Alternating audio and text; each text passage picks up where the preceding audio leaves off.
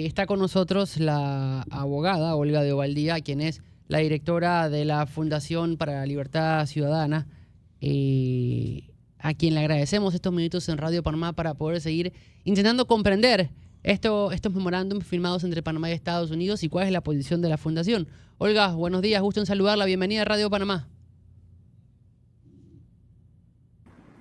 Muchísimas gracias, buenos días. Sí, creo que hay muchos temas importantes para ponerle atención el día de hoy. Uno de ellos, por supuesto, es el contenido de los memorándums firmados la semana pasada, que creo que todos pensábamos que eran uno, pero aparentemente son dos. El que circuló, que yo he visto y escuché unos minutos hace en el radio, que ustedes también lo han visto y lo leyeron. El que yo no he visto es el que entiendo firmó el ministro del canal por sus propias palabras, de que había un comunicado que él había firmado. Pero además de ese tema, creo que muy importante, porque creo que no hay casualidades en la política y que me parece que está habiendo una coincidencia, eh, eh, no sé ni cómo calificarla, de oportunismo politiquero, con este proyecto de ley presentado en la Asamblea el jueves por el diputado Salazar, el diputado Jairo Salazar, para lograr la impunidad de múltiples personas en 3 casos específicos de gran corrupción. Entonces, me parece que uno de los temas legales, digamos, y que también tienen una consecuencia política, pero devastadora, es esta intención de este proyecto, el momento en que se presenta, su contenido y su fondo. Entonces, me parece que sí, que hay muchos temas que preocupan enormemente y que desde la ciudadanía se ven con la falta de transparencia que han tenido, la falta de una comunicación efectiva, y en el caso del proyecto de ley este que pretende transformar delitos comunes en delitos políticos, una transfiguración de una cosa que no se relaciona con la otra. Me parece que es importante, y gracias por cubrirlo y darme la oportunidad de conversar con ustedes sobre estos temas. Olga, justamente, ahora, es que no es casualidad, ¿no? Siento que el diputado Salazar aprovechó el momento del país, aprovechó que estamos con este tema de los Estados Unidos tan encima para tratar de meter un proyecto que es tan impopular y que es tan sucio para la justicia del país, ¿no? No está desconectada una cosa de la otra por escoger este momento en particular. No, creo que sería un poquito inocente, y ya a estas alturas de lo que se ha vivido en la patria, no importa tu edad, no importa. Ahí ustedes en la mesa tienen una mesa que me parece que tiene representada 3 décadas distintas, ¿no? Y conmigo quizás una 4ª década en esta conversación. Y sería muy inocente a cualquier nivel pensar que en semejante momento de incertidumbre, intranquilidad, y sobre todo la incertidumbre, ¿no? Y lo que la incertidumbre genera, y sobre todo en estos tiempos, que creo que todos los políticos tienen que entender que los viejos métodos de comunicación ya no aplican, que hay que transformarse con la comunicación de los tiempos, a pesar de que obviamente un gobierno necesita la fase silente de una estrategia, la fase de comunicación de una estrategia. Probablemente no toda la estrategia se puede comunicar, si hay procesos a corto, mediano, largo plazo, pero la estrategia de comunicación fue muy poco feliz, y cuando salen los ministros las personas de responsabilidad en el gobierno salen a explicar que eso no ocurrió sino hasta el mismo jueves o viernes, que vimos 3, 4 personas de peso dentro del gobierno, personas que a nivel individual tienen credibilidad para poder comunicar. Entonces teníamos al presidente ausente. Creo que el momento político, por supuesto, no es casualidad. Creo además que me parece que es obvio verlo desde afuera como una muestra de torque o de fuerza de ese otro gobierno que sabemos que de alguna manera se ha estado haciendo de forma paralela desde la Embajada de Nicaragua, y que volvemos a ver las huellas de como esta doble hélice que no termina, pero que está contrahecha, ¿no? Y que no permite arrancar una propela que no puede funcionar porque no hay coordinación de las partes. Sí, francamente es una situación, por un lado inédita y por el otro lado que hemos visto 1000 veces. Había un comunicado de la Fundación el viernes Sí. que pedía mejor claridad en torno a lo firmado y lo que se ha estado hablando entre Panamá y Estados Unidos. ¿Hubo algún tipo de respuesta por parte del Ejecutivo luego del mismo? No hemos tenido respuesta oficial de nadie. Sí vimos que tuvo mucho eco, lo cual nos Se cerró el micrófono ya. Ahora ¿perdón? sí. Ahora sí, Hola. volvimos, Ok, ahora sí. disculpa, es que estaba buscando el comunicado mismo para Sí. tenerlo enfrente. Nos da la tranquilidad, no hemos tenido ninguna respuesta oficial de nadie, pero nos da tranquilidad saber que el comunicado, al haber tenido tanto eco, tanto los medios que lo reprodujeron como, digamos, el movimiento del mismo en redes sociales, nos dice que muchísimas personas tienen una lectura parecida a la nuestra, en la cual es obvio, quizás los dos ejes más importantes que quisimos comunicar o que comunicamos a la ciudadanía y la petición que hicimos al gobierno a través del comunicado era, por un lado, manifestar la sensación de incertidumbre que ha generado en todos hasta cierto momento la comunicación poco efectiva que había habido, la contradicción en la comunicación que también ocurrió en múltiples instancias, dado que el documento del mutuo acuerdo, o perdón, el comunicado conjunto, que fue como le llamaron a la pieza de comunicación, que en teoría debían entonces publicar ambas cuerpos diplomáticos, bueno, allá le llaman Secretaría de Estado, acá le llamamos Cancillería. Había disparidades en el documento en temas muy específicos. Creo que más temprano, 7:15, Chema leyó el artículo del vicecanciller explicando las tres realidades, digamos, a nivel de la validez de los documentos. Obviamente, los tratados y convenios que son vinculantes tienen que tener identidad de las versiones en ambos idiomas, eso pues se cae su peso. Segundo, un memorándum de mutuo acuerdo, en teoría, es un documento que no tiene la fuerza vinculante, gracias, lo pusieron en pantalla, que no tiene la fuerza vinculante que tiene un tratado, pero cuando un memorándum de entendimiento cambia los términos de contenidos en tratados y convenios, que sí son obligatorio cumplimiento, entonces caben dos vertientes. O lo que está escrito en el memorándum de entendimiento no tiene valor per se, queda anulado, muere, no nace a la vida, porque si está si contradice un contenido de un tratado que sí es de obligatorio cumplimiento, o pudieras decir, una vez entró al memorándum, quiere decir que esto debe correr con el mismo tipo de control de la legalidad que debe tener un tratado o un convenio. Yo creo que hasta aquí me parece que estamos todos de acuerdo, ¿no? Porque no puede ser entonces que un tratado o un convenio que si tiene fuerza vinculante pueda entonces ser modificado por un memorándum de entendimiento. Y que la razón que te expliquen sea, esto no hay que tomárselo como un tratado, porque nada más es un memorándum de entendimiento.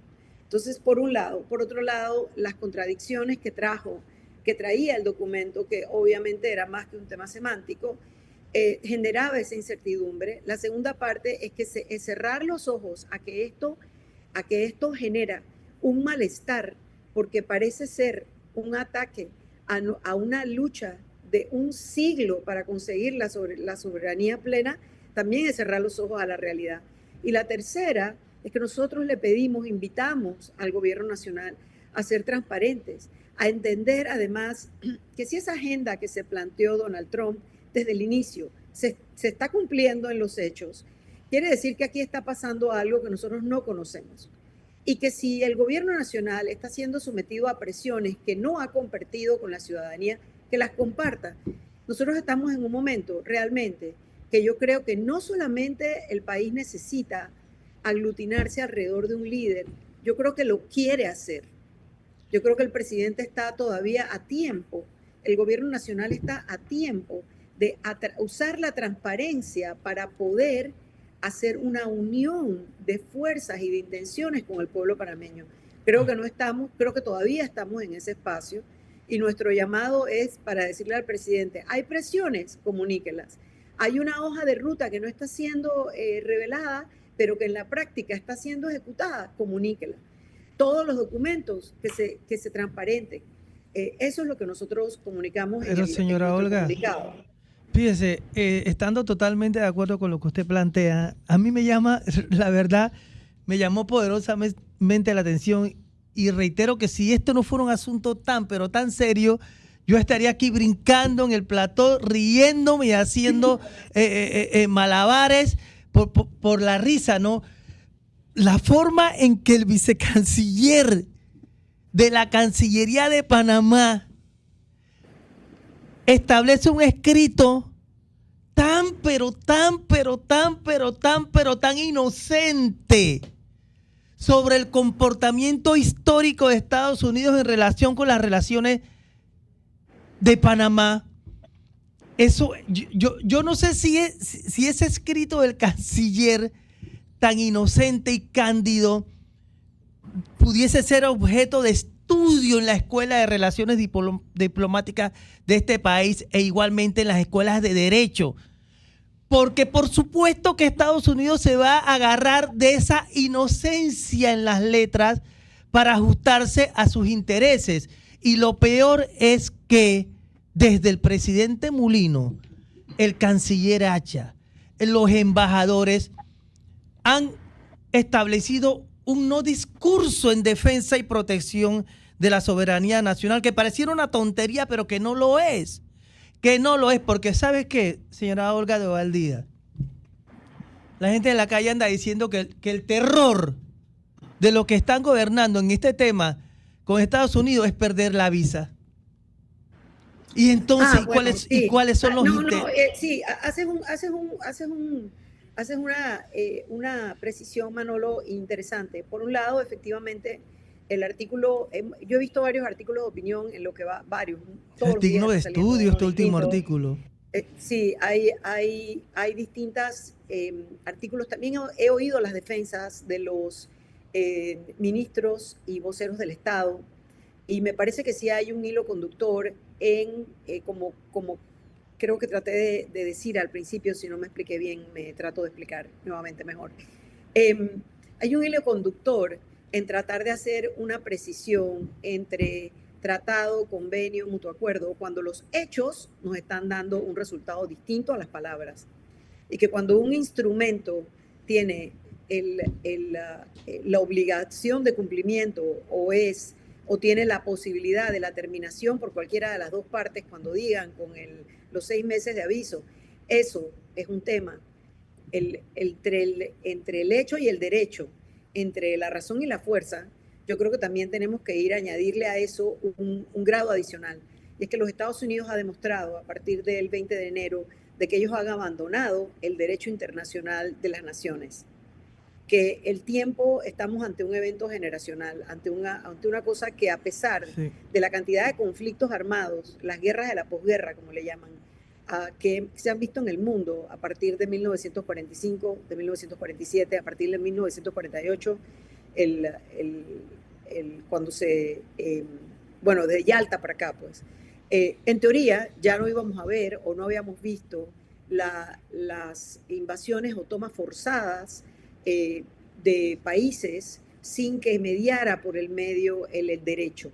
Las Naciones Unidas, por mucha fama que tiene de inefectiva, y igual que la OEA en las Américas, y nosotros en Panamá tenemos una experiencia muy amarga con la OEA, la misma experiencia amarga que está viviendo Nicaragua o que está viviendo esa gran diáspora que Ortega y Murillo han hecho, exiliando gente, quitándole nacionalidad, a través de la cual vemos que el organismo internacional es incapaz hasta de hacer valer la propia Carta Interamericana Democrática.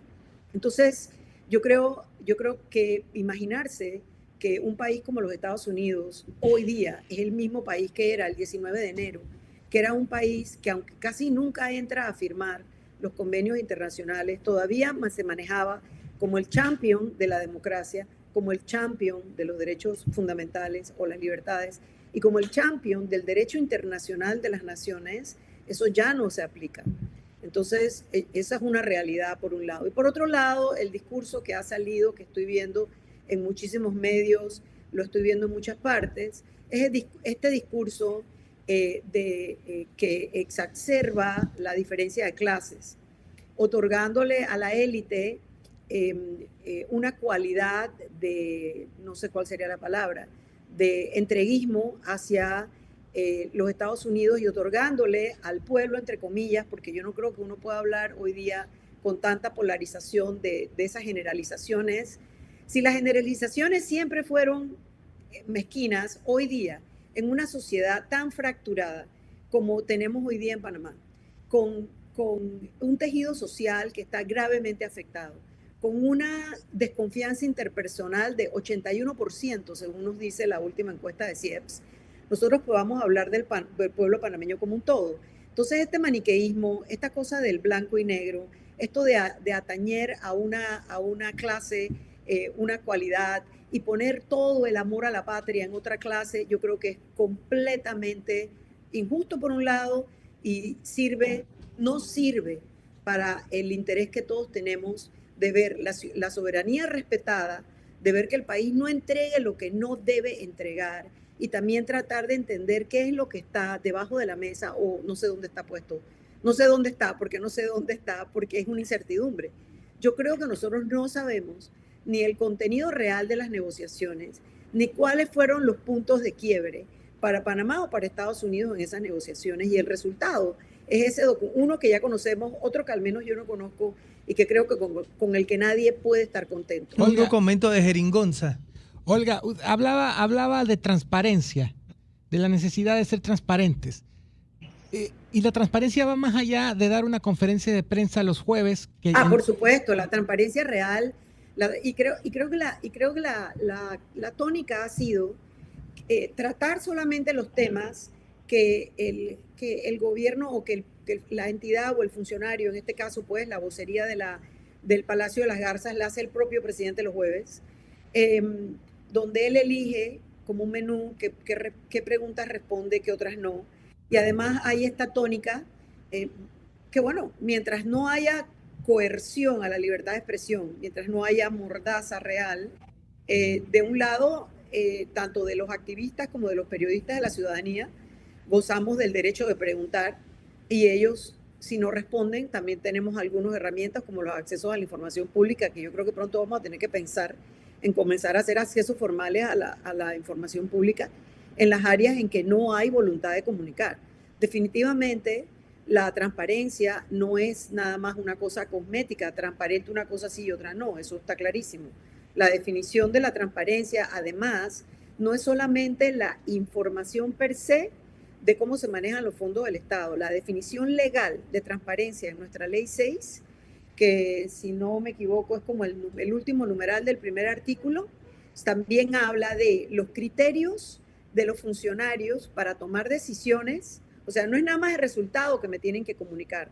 De acuerdo a la definición de qué es transparencia, de acuerdo a la Ley 6 de 2002, nuestra Ley de Transparencia, son los criterios que llevan a la decisión y la conducta de los funcionarios. Olga. O sea que la transparencia tiene 3 aspectos, no nada más, esto es lo que hice, ahí está. Mientras se avanza en este tema y esperamos mayores respuestas del gobierno, ¿cuál es la posición de la Fundación Libertad Ciudadana en referente al proyecto de ley de amnistía presentado por el diputado Jairo Salazar? Lo hemos estado publicando en nuestras redes sociales desde el día que la ley circuló, el jueves. Rechazamos completamente el proyecto de ley, tanto en fondo, el contenido de los artículos, como en forma, lo que se pretende hacer, las facultades, la extralimitación de facultades que la ley le otorga a la Asamblea. La Asamblea no tiene las facultades que se requerirían para hacer semejante no sé ni qué palabra, ni qué... Exabrupto jurídico. Y bueno, mira, lo que pasa es que dicen allá en el mundo de los escritores, Chema, tú que eres escritor, sabes que no hay adjetivo bueno. Entonces, que los adjetivos son solamente del que realmente no puedas prescindir. Digamos, la realidad que está escrita en los artículos, invito a todo el mundo a que los lean. La Asamblea no tiene esas facultades. La Asamblea no puede transfigurar un delito común en un delito público, en un delito político, porque la modificación de los códigos o los tipos penales que pertenecen al Código Penal, ningún código de la República puede ser modificado de un plomazo por la mera voluntad de una simple mayoría de la Asamblea. ¿Ustedes se imaginan el nivel de inseguridad jurídica que hubiera en este país cuando alguien tuviera el interés de cambiar cualquier artículo del Código Mercantil, o del Código Civil, o del Código Judicial, o del Código Penal, o del Código Administrativo, o del Código Fiscal? ¿Ustedes se imaginan? Sería el fin del derecho común. Lo mismo pasa con los tipos penales. Sería el fin del Estado de Derecho. Este país se maneja a base de intereses. ¿Ustedes se imaginan que la Asamblea tuviera la facultad de cambiar un artículo X en el momento que quiera de un código? ¿Ustedes se imaginan que eso pudiera ser? Pero Olga, fíjese que ya la Suprema Corte de Justicia de Panamá, después de la invasión, tuvo jurisprudencia de qué es lo que es delito común y qué es lo que es delito político, y durante la administración de Ernesto Pérez Valladares también estableció jurisprudencia al respecto. Lamento que yo tengo el problema de que hablo muy largo, y quizás en los programas de radio además me siento como que uno puede profundizar más. Sí, para eso estamos, para profundizar en los temas. Yo comencé diciéndote que hay 3 elementos de los cuales rechazamos completamente. Uno es la forma, otro es el fondo y el otro es el momento. Son 3 cosas totalmente inconvenientes que están sucediendo. No solamente hay múltiples jurisprudencias, hay que ir a leer el fallo de la Corte de 2008, del 30 de junio, si no me equivoco. Una penalista que sabe muchísimo más que yo me compartió el fallo el viernes, que es el fallo de la Corte negando una amnistía que había hecho Mireya Moscoso antes de salir del gobierno, que también trató de hacer la misma movida y la misma jugada que tratan de hacer todos, ¿no? Que es de antemano entregar una amnistía para que todo lo hecho, lo dicho y todas las fechorías queden borradas como si nada. Entonces, ese fallo tiene una delimitación y una definición de que es un delito político. Definitivamente, dentro del proyecto de ley no solo está ese primer artículo que pretende garantizar esa amnistía general a delitos comunes en 3 casos específicos con nombre y apellido. Y está el segundo artículo y el tercer artículo, donde pretenden definir qué es un delito político y qué es amnistía, redefinen qué es una amnistía y redefinen qué es un delito político. Y eso ya está establecido en la Constitución. Y lo que hacen es listar una serie de quejas que tienen contra la Administración de Justicia y el sistema penal. Obviamente esa no es la vía. Por otro lado, lo último que hace la ley, en el último artículo de la ley, que también es un exabrupto enorme, describe el proceso de aprobación de ley por insistencia que ya existe, del cual la Asamblea ya goza, que es cuando el presidente o no firma a tiempo, o vence el periodo de terminación, o veta un proyecto, y cómo la Asamblea puede o corregir lo realizado o aprobar por insistencia, pero añade una cosa adicional que es sorprendente también. Bueno, aunque yo creo que yo me sorprendo porque todavía no se me ha muerto totalmente el corazón, pero cualquier día mi corazón va a quedar suplantado por un pedazo de carbón así, muerto. ¿Por qué? Porque lo que dice el artículo es que describe el proceso de aprobación por insistencia y luego pone, y si la Gaceta Oficial no publica esto, la publicación, palabras más, palabras menos, hay que ir a leer el texto, la publicación en el sitio web de la Asamblea va a ser suficiente. O sea, reemplaza. Entonces, mira, la Gaceta, el periódico del gobierno, del Estado. No, la Gaceta Oficial es mucho más que el periódico del gobierno. La Gaceta Oficial es la manera a través de la cual cada ley, cada resolución que dice cúmplase Sí, y se hace. notifíquese y promúlguese en el momento en que la ciudadanía queda obligada bajo una ley, es el momento en que sale publicada en la Gaceta Oficial.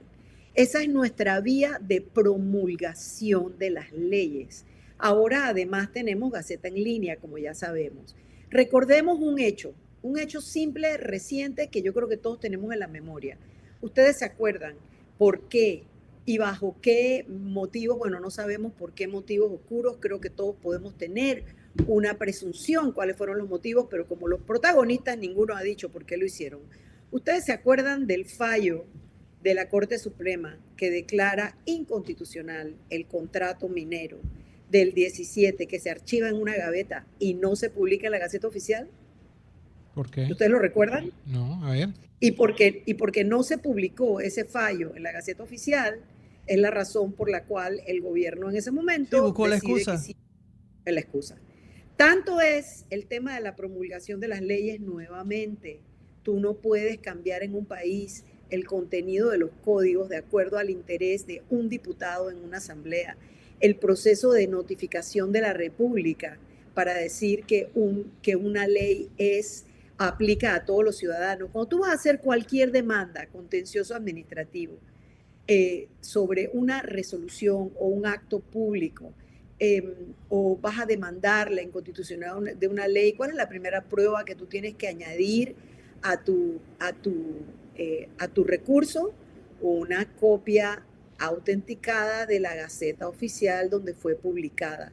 Eso no es nada más un requisito cualquiera, es lo que hace nacer a la vida, a la obligatoriedad del cumplimiento de la ley. O sea, es algo, si vamos a cambiar la forma en que eso ocurre en Panamá, una ley, un proyecto de ley de impunidad no es la vía. O sea, aquí yo no sé quién se sentó a escribir esa ley, pero la persona que se sentó a escribir ese proyecto de ley realmente tuvo un verdadero desgreño y es totalmente descuidado a lo que debe ser el rol de la Asamblea Nacional. Mira, en este momento, con todo lo que ustedes decían anteriormente, hay un factor que casi nadie está factorizando y es el rol de control y supervisión que la Constitución le da a la Asamblea. ¿Cuál sería el rol de la Asamblea ahora mismo por Constitución? Llamar a los ministros a explicar. No solo eso, llamar y pedir el documento, porque si un documento que firma la presidencia bajo su poder ejecutivo de un memorándum de entendimiento cambia los términos de un tratado que requiere la aprobación de la Asamblea según la Constitución para que entre a la vida, oye, es deber de la Asamblea pedir ese documento. Si tú me estás modificando un tratado o un convenio que sí es de obligatorio cumplimiento, entonces, ¿dónde está esa Asamblea que va a ejercer robustamente su rol en la democracia y en el control de la legalidad? Por eso te digo que el momento, además, es de un oportunismo politiquero y que yo tampoco borro del mapa, porque sería ser muy inocente no pensar que aquí alguien le está mostrando un músculo al presidente. Ahora, Pero Olga, no olvide la promesa política de campaña. Yo te voy a ayudar a que tú resuelvas tus Y problemas. yo creo que eso quedó bien atrás. Yo creo que eso quedó bien atrás. No sé ustedes, pero a mí me parece que eso quedó bien atrás, que ya los hechos que se han demostrado, Sí, pero tiene un peso. incluyendo esas dos, tiene un peso con los votantes, definitivamente, con ese tercio duro de votos fieles a Martinelli, que son el tercio duro que pone a Mulino en la presidencia, indudablemente. Y si ustedes oyeron el discurso perdón, que se me secó la garganta, si ustedes oyeron el discurso del diputado Salazar en la defensa del proyecto ante la comisión, fue absolutamente tajante y yo diría que hasta despectivo con la legitimidad de la magistratura presidencial.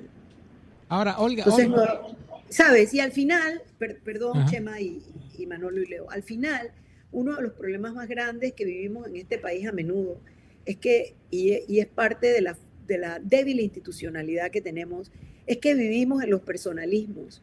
Nosotros, si pusiéramos los principios antes que las personalidades y entremos a mirar lo que el Estado de Derecho pide para la legalidad de los instrumentos, tendríamos ya otras acciones que se están dando. Pero estamos trabajando a base de personalismos, a base de personalidades. El tema que tú preguntabas de los jueves. Al principio de la presidencia, los primeros 6 meses, que fue muy bienvenido oír directamente del presidente los jueves, después de haber tenido 4 años de una banalidad, una trivialidad de parte de del presidente de la República, una falta de abordaje de los temas, una ausencia completa, casi completa, una especie de juego de, tú sabes, eso que ponen la bolita y van poniendo vasos encima para tapar, nadie sabe dónde está la bolita. Un juego de esconderse, vamos a decir, que habíamos visto. Tener un presidente que salía a dar la cara, a hablar directamente, creo que fue muy bienvenido por todo el mundo. A mí me pasó 2 o 3 veces que venían periodistas a pedir la opinión de la fundación y querían que yo diera una opinión personal acerca del estilo personal de comunicar del presidente. Nunca lo he dado y no lo voy a dar, porque ese es su estilo personal, está bien, pero yo no estoy viendo el estilo personal, yo quiero mirar el tema de la institucionalidad. Y yo creo que aquí deberíamos estar totalmente viendo la institucionalidad. Y realmente es deleznable que la Asamblea, en lugar de estar sumada a la preocupación nacional legítima de si nos están montando bases militares o no, estemos en esto. Encima, socavando todavía más el Estado de Derecho, profundizando el problema que la impunidad nos ha traído, porque la impunidad nos está creando una especie de cáncer en el alma, en la conciencia colectiva de la ciudadanía. Porque estos argumentos de, oye, no han castigado a nadie, porque lo van a castigar a él, es realmente un argumento muy difícil. Y también el argumento de por qué entonces el vecino tiene que obedecer las reglas del barrio. Porque estas cosas las podemos llevar hasta los problemas que hay dentro de los edificios. Ahora que Manolo mencionó que con la ley de los PH fue que a Trump lo pusieron en cintura. Y la rabia que en el fondo tiene es que aquí los codueños, a quienes él les vendió unidades de vivienda en su edificio, no permitieron que se siguieran aprovechando de ellos. Entonces, yo te digo, tenemos un grave problema en el cumplimiento de las leyes. Tenemos un problema en la sensación de la ciudadanía con respecto a la justicia. Tenemos un problema con el Estado de Derecho y estamos todos nuevamente, el país entero, secuestrado en un momento tan importante, pensando en esta impunidad que le quieren regalar a todos los que fueron parte de los esquemas de corrupción en Odebrecht, Blue Apple y New Business, que sabemos no es nada más un alegato de que ocurrieron. Los hechos ocurrieron. Lo que no hemos podido hacer en Panamá todavía, salvo en New Business, y solamente con el tema de blanqueo de capitales, es poder ponerle la responsabilidad a quienes lo hicieron. Estamos lejísimos de poder recuperar lo robado y por último estamos a años luz de resarcir a las víctimas que somos todos. Cada vez que yo veía la discusión del seguro y yo oía, tenemos un déficit, ya los números se me pierden en la cabeza. 3.000 millones de dólares, 4.000 millones de dólares. Tú empiezas a sumar Odebrecht, empiezas a sumar los presupuestos de la Asamblea del 2019 a 2024.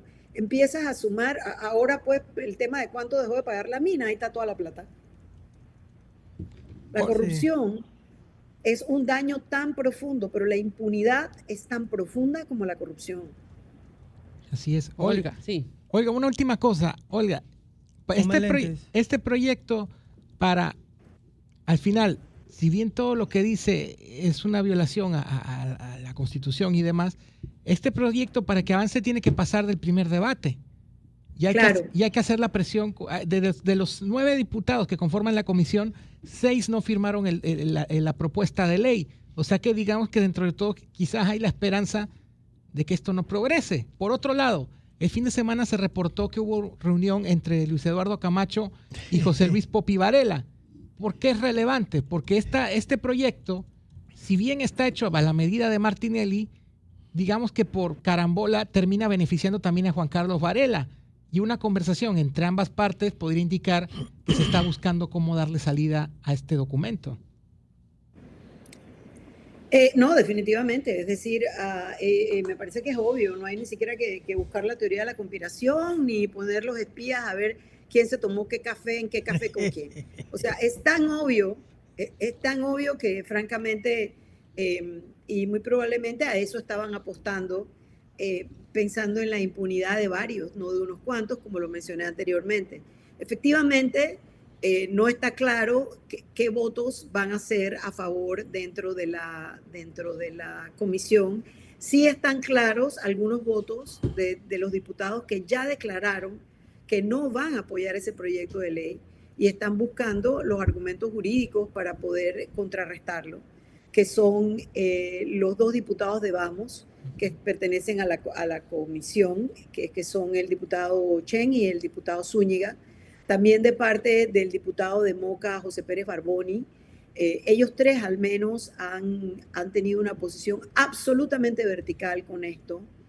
Entiendo, pero no lo he visto en redes, puede que porque no haya monitoreado suficiente, que el diputado Brea, que también es un diputado con mucha vocación a la transparencia y a la legalidad, tampoco estaría de acuerdo, pero bueno, es panameñista.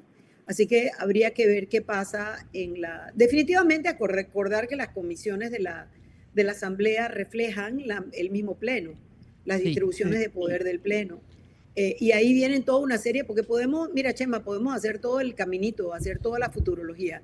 ¿Qué pasa si la aprueban? ¿Qué pasa si pasa a segundo debate, a tercer debate? ¿Qué más van a pedir para meter ahí? Luego tiene que ir a la presidencia. ¿Qué pasa si en la presidencia la aprueban o no la aprueban? ¿Qué pasa si entonces regresa y ya ellos además se blindaron de que si alguien no la quiere publicar en la Gaceta Oficial, la vamos a publicar en el sitio web de la Asamblea? Y luego vienen todas las acciones de inconstitucionalidad que probablemente se van a presentar ante la Corte Suprema. Esto puede tenernos empantanados por un largo rato. Qué bueno poder tener a una profesional como Olga Dovaldía aquí en Radio Panamá para poder conocer e intentar analizar los temas desde otros puntos de vista y más que nada el tema legal y del tema social. Ojalá podamos tenerla más seguido aquí, Olga. Sería un placer para nosotros. Gracias a ustedes. Feliz mañana.